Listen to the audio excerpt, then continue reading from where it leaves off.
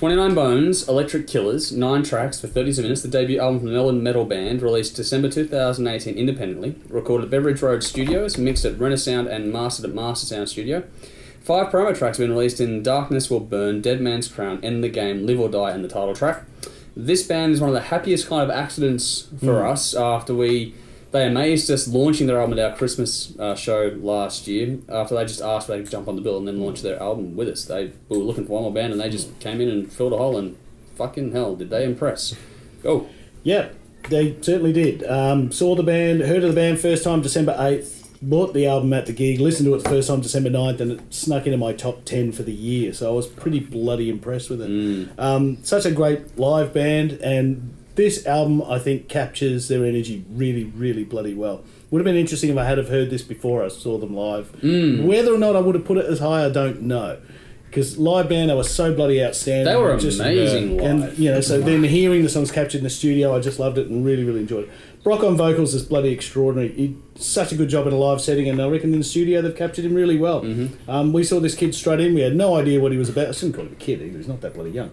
But... yeah, he worked the crowd beautifully. He had a meeting genuine in front his man. hand. He was, he's been to the school with Corey Taylor. He's apparently a fan, and he studied well, and well done to you, sir.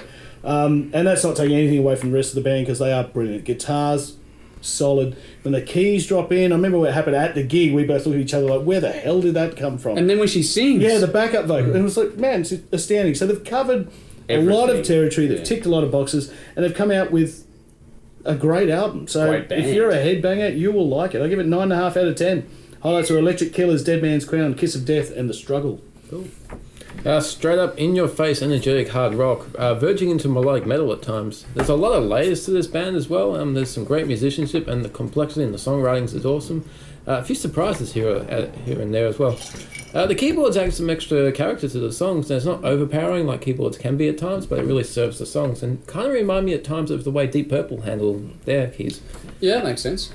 Nice diverse collection of songs on this album. This is their first album, I think, after an EP. Yeah, an EP with about 3 tracks, I think it was. Okay. Yeah, it's going to be great to see where this band goes in the future. If this is the starting mark of where they're setting the bar, it's going to be interesting. 8 out of 10. Dead Man's Crown and Day by Day were my standouts. As it's been covered off, we did see them at the Christmas bash, and we all looked at each other. I remember, I think it was the 3 of us were together. What we're the like, fuck was this? What is going on? How did we get a good band? We lucked out. How did we do that? That whole night was amazing. That was a really good night. It really was. Yes. It does not disappoint. Great classic metal riffs.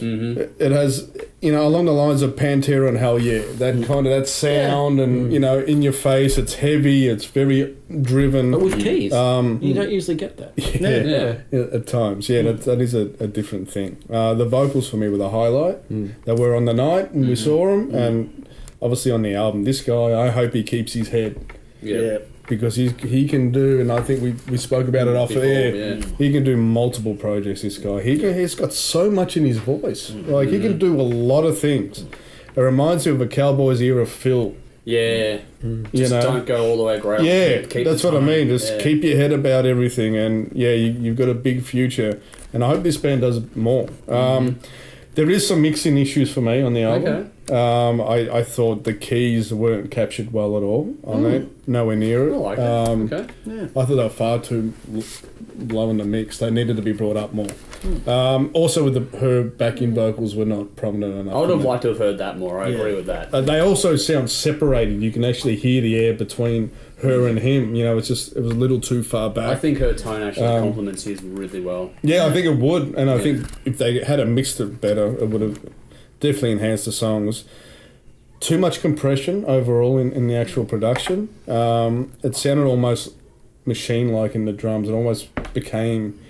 And that's my gripe with Hell Yeah and stuff, because it became too produced to the point where the instruments didn't sound like the actual instruments, I did enjoy it, but those couple of things did sort of set me back a bit. I still gave it a 7 out of 10.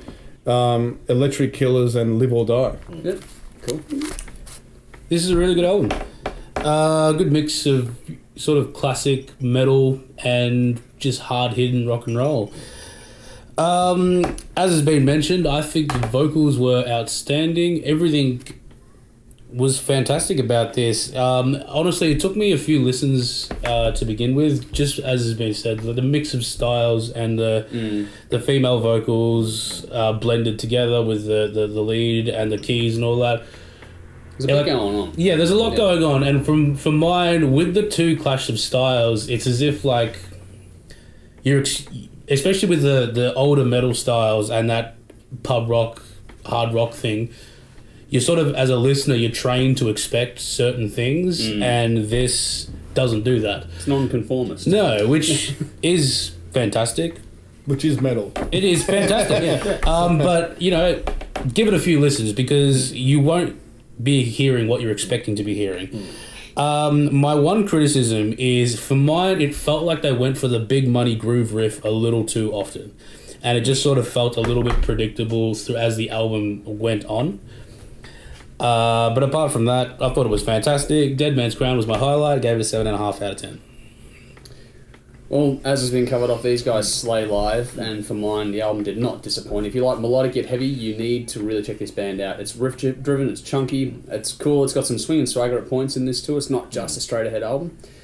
Very tight band. It might be a little bit too snapped to the group, which is, I agree with you that, for some, but for mine, it suited the style. So I thought it worked within what they're accomplishing on the record. It's got just that touch of looseness that shows it's a genuine performance. It hasn't been tooled to the shit. It's just a very tight band.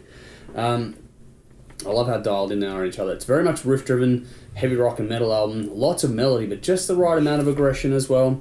Especially in the vocals that go with that nicely. Some nice lead work is present on this record. I reckon they've got a great lead guitarist.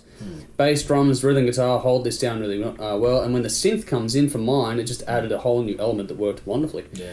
Some little musical nods to the classic influences, and at times are subtly and tastefully done. You just get bits and pieces that go, okay, I can hear where they've got the influence from, but none of it's an actual rip-off at all. I like the vocal harmonies, but I think the vocal harmonies shine more in the live setting, and I think they need to be brought up more on the record for mine. These aren't happy songs. No. As fun as this is, the lyrics are dark and have something of a post-apocalyptic idea running through them. It's the sort of stuff that pumps you right up, though. This is good workout kind of music, just getting there and smashing some weights out of the gym or something stupid, I don't know. The atmosphere is just the right touch of darkness about it, too, without ever becoming oppressive. I thought it was really smartly put together. For everything going on in this, it takes a bit of intelligence to put it all together the right way between the band and the producer, and I think they got that right. I love the tones on this. It's a little bit muted overall. I thought I would have liked a bit more top end on it, because it just... Listen to a lot of the other records we've done in this, and you get a lot more of the full breadth of the audio spectrum. I think this misses the top end a little bit. But it does suit the style, so I get what they're going for. It's just that I would, especially with her voice, you can just really bring some of that up to colour this out a bit better. Yeah. They've kept the headroom though and allowed it to breathe, which is cool. Everything's laid nicely, nothing is overdone. There's not a lot of tricks employed. It's just give some reverb and some compression, and away you go. The way things push and pull in the writing and the performance is really nice, and I like how the lead guitar sits at different levels for different moments of the song. So it was a really smart touch on how to do things. The vocals stand out front perfectly, and again, haven't been overproduced, just a touch of reverb applied, but nothing more than that. It's a cool mix that shows you how tight the band is as a real band. I like the tempo and the rhythm of the album, not overly long, so it doesn't punish you with this sort of stuff. It pumps you up. For mine, I really enjoyed this. It's good. The groove for mine was where this was really cool. I know that you talk about that they maybe went for that a bit too many times, but for me, I dug it. Well, Caesar apparently liked it too. Or he didn't. Come here. It's not really diverse musically while he shits himself. The music himself, because they did go for the groove metal kind of thing, it's not overly diverse as an album, but there are little things on this that make it really easy to take in on repeat listens, and I love how the energy gets dialed up just that little bit more at just the right times. This would appeal to fans for anything between Led Zeppelin and Deep Purple all the way through to Pantera and Iron Maiden. So I think that's a pretty universal theme across the board here. If you like it heavy, you're going to like this. But it'll also appeal to those with more of a classic rock base too. Yeah. It's really cool. It's a band I think you need to get onto today while you can. Go out and see them live. You'll love this, and you'll pick this up as well as the EP before. Not a dud moment at all in this. I thought it was very, very cool. This one grows me more the more I spin it. 9 out of 10. Right now, Live or Die, Darkness Will Burn, Dead Man's Crown, and Day by Day. Check it out for yourselves. Let us know what you think. Oh, 29. 29 boom. This was in your top 10, Brendan. It was. So you're going first on this I'll one? go first if I can shoot me down. Okay. Everyone ready? Works. Get ready. All good? Yep. Yep. All right.